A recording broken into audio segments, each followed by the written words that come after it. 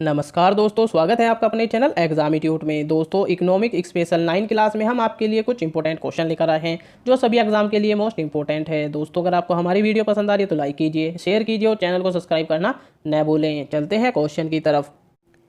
Question number 1, Bharat में विदेशी विनिमय संचय का रखरखाव किसके द्वारा किया जाता है?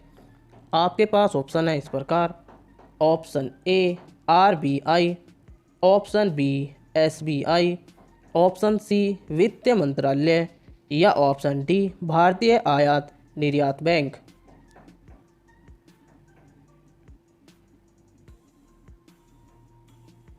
इसका सही आंसर है दोस्तों ऑप्शन ए आरबीआई। अगले क्वेश्चन की तरफ चलते हैं दोस्तों। क्वेश्चन नंबर 2, किस देश ने सरकारी तौर पर परिवार नियोजन कार्यक्रम को सर्वप्रथम अपनाया? आपके पास ऑप्शन है इस प्रकार। Option A Brazil, option B USA, option C Bharat या ऑप्शन डी चीन।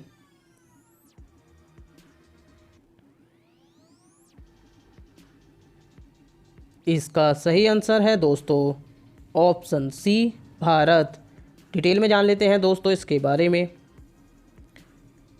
वर्ष 1952 में भारत ने विश्व का पहला राष्ट्रीय परिवार नियोजन कार्यक्रम शुरू किया, जिसमें राष्ट्रीय अर्थव्यवस्था के अनुरूप स्तर पर जनसंख्या को स्थिर करने के लिए जन्म दरों को कम करने हेतु आवश्यक सीमा तक परिवार नियोजन पर जोर दिया गया। अगले क्वेश्चन की तरफ चलते हैं दोस्तों। क्वेश्चन नंबर 3, 13वें वित्त आयोग के अध्यक्ष कौन थे? आपके पास ऑप्शन है इस प्रकार। Option A Indira Rajaraman, option B C Rangarajan, option C Vijay Kelkar या ऑप्शन डी इनमें से कोई नहीं।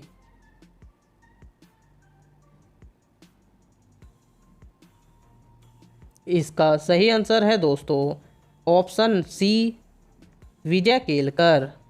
डिटेल में जान लेते हैं दोस्तों इसके बारे में। 13वें वित्त आयोग के अध्यक्ष विजय केलकर जी थे। प्रथम वित्त आयोग के अध्यक्ष के.सी. नियोगी जी, जबकि 12वें वित्त आयोग के अध्यक्ष सी रंगराजन जी थे। 15वें वित्त आयोग के अध्यक्ष N.K. सिंह जी थे, जबकि 14वें वित्त आयोग के अध्यक्ष Y.V. रेड्डी जी थे।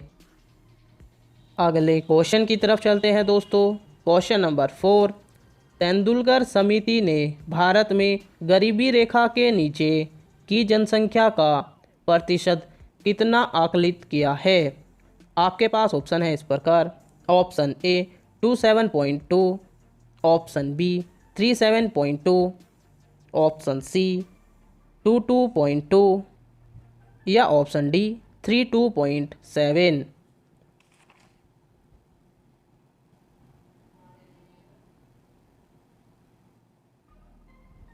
इसका सही आंसर है दोस्तों ऑप्शन बी 37.2। डिटेल में जान लेते हैं दोस्तों इसके बारे में।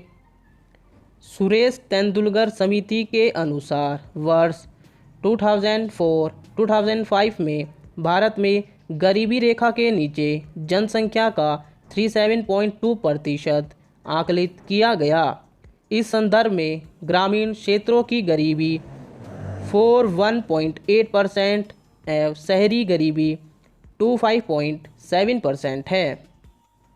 अगले क्वेश्चन की तरफ चलते हैं दोस्तों। क्वेश्चन नंबर 5, निम्नलिखित में से किस क्षेत्र से भारत में सकल राष्ट्रीय उत्पाद का सबसे बड़ा भाग प्राप्त होता है? आपके पास ऑप्शन है इस प्रकार। ऑप्शन ए कृषि तथा संबंधित क्षेत्रों से, ऑप्शन बी विनिर्माण, निर्माण, बिजली तथा गैस से, ऑप्शन सी सेवा क्षेत्र से या ऑप्शन डी रक्षा तथा लोक प्रशासन से।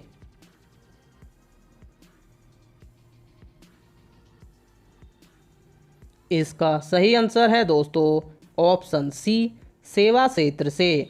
डिटेल में जान लेते हैं दोस्तों इसके बारे में।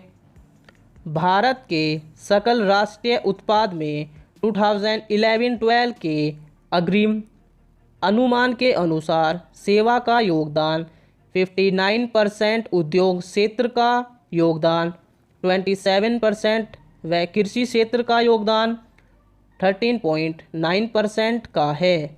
आर्थिक समीक्षा 2017-18 के अनुसार स्थिर 2011-12 श्रृंखला मूल्यों पर जीवीए में सेवा क्षेत्र का योगदान 55.2%, उद्योग क्षेत्र का योगदान 27.4% और कृषि क्षेत्र का योगदान 17.4% था।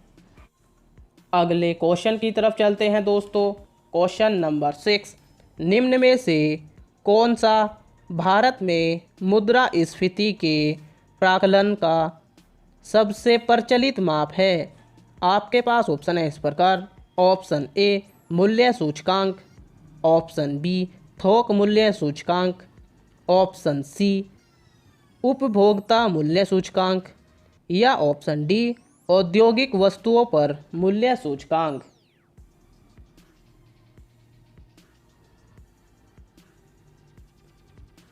इसका सही आंसर है दोस्तों ऑप्शन बी थोक मूल्य सूचकांक। डिटेल में जान लेते हैं दोस्तों इसके बारे में। भारत में मुद्रास्फीति के प्राकलन का सबसे प्रचलित माप थोक मूल्य सूचकांक है। पहला थोक मूल्य सूचकांक 10 जनवरी 1942 से शुरू होने वाले सप्ताह से प्रारंभ हुआ, जबकि आधार वर्ष 1939 लिखा गया। वर्तमान में थोक मूल्य सूचकांक का आधार वर्ष 2011-12 इक्वल 100 है। अगले क्वेश्चन की तरफ चलते हैं दोस्तों। क्वेश्चन नंबर 7, किसने इंडियन इकोनॉमी गांधीयन ब्लूप्रिंट नामक पुस्तक लिखी है? आपके पास ऑप्शन है इस प्रकार। ऑप्शन ए Acharya Vinoba Bhave, option B Morarji Desai, option C Jayaprakash Narayan या ऑप्शन डी चरण सिंह।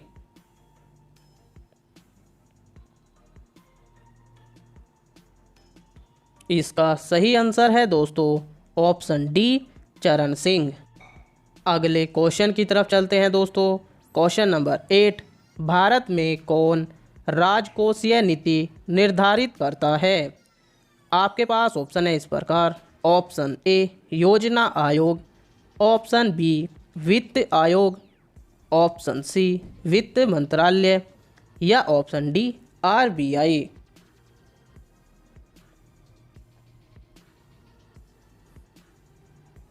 इसका सही आंसर है दोस्तों ऑप्शन सी वित्त मंत्रालय। डिटेल में जान लेते हैं दोस्तों इसके बारे में। भारत में राजकोषीय नीति का निर्धारण केंद्र सरकार का वित्त मंत्रालय करता है, जबकि मौद्रिक नीति आरबीआई द्वारा निर्धारित की जाती है। वित्त आयोग केंद्र व राज्यों के मध्य राजस्व एवं वित्तीय संसाधनों का बंटवारा करता है।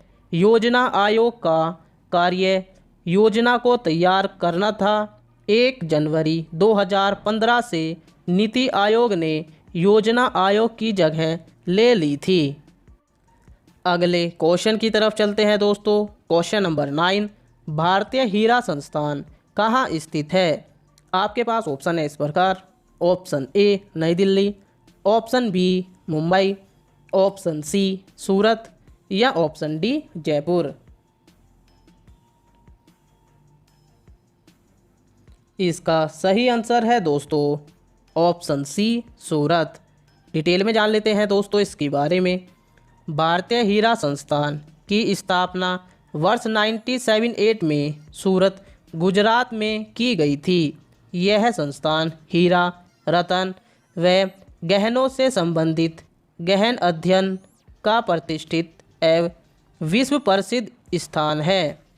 भारतीय हीरा संस्थान सोसाइटी पंजीकरण अधिनियम 1860 के तहत पंजीकृत और बॉम्बे पब्लिक ट्रस्ट एक्ट 95(0) के तहत पंजीकृत व एक संस्था है।